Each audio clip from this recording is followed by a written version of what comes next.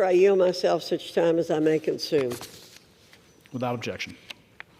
Thank you, Mr. Speaker.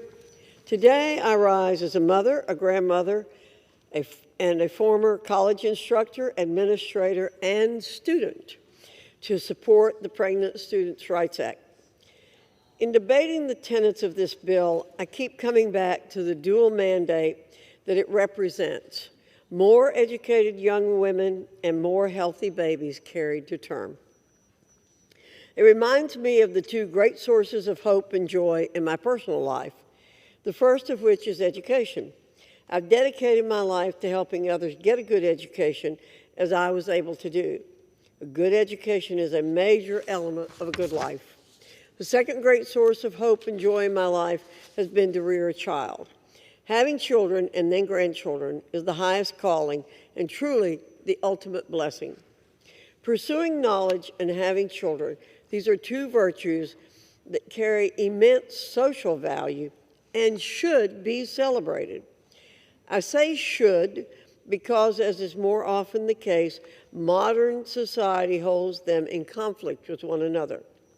Pregnant students should not be faced with the dilemma that their academic and future success must be sacrificed to an unplanned pregnancy.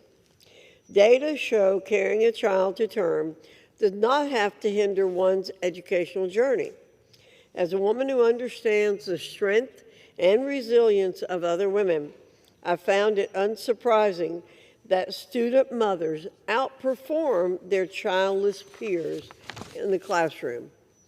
It is a long-held belief that pregnancy should never be a barrier to a student completing her education.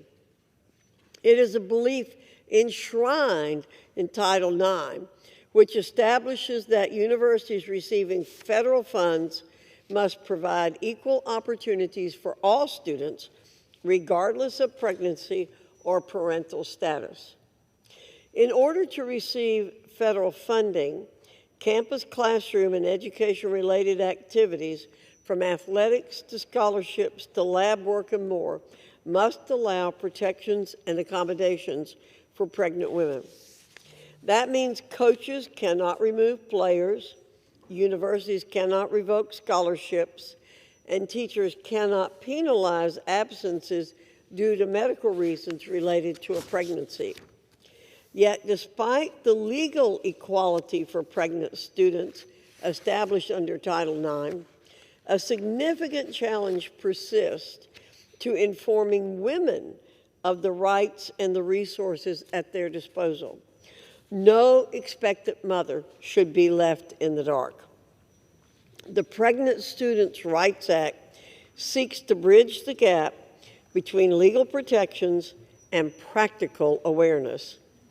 It ensures that universities make information regarding pregnant students' rights and protections accessible through handouts, emails, and the university websites.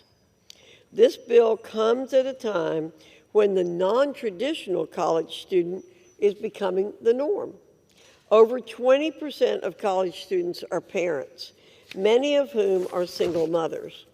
With more people entering college at every station of life, it is critical that we pass the Pregnant Students' Rights Act.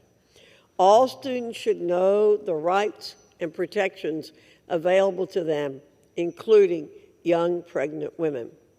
I support the Pregnant Students' Rights Act and reserve the balance of my time, Mr. Speaker. The gentleman